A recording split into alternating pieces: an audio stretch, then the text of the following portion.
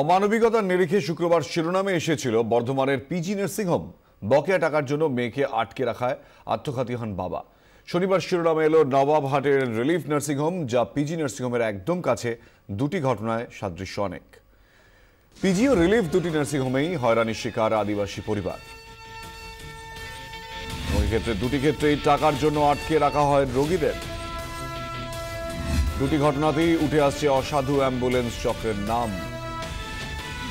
দুটি ঘটনাতেই রেফার করা হয়েছে রামপুরহাট মহকুমা হাসপাতাল থেকে।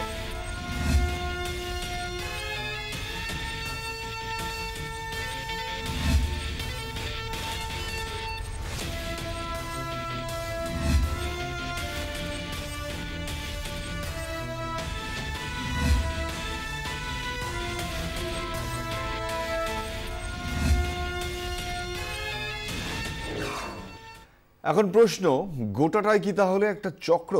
কথায় কথায় রামপুরহাট হাসপাতালের রোগীদের অন্যত্র রেফার করা, মাঝপথে অ্যাম্বুলেন্স চালকের রোগীর পরিবারের মগজ ধোলাই, ভুল বুঝিয়ে চালকের পছন্দের নার্সিংহোমে নিয়ে যাওয়া, একটার সঙ্গে আরেকটার আঁতাত না থাকলে এমনটা সম্ভব।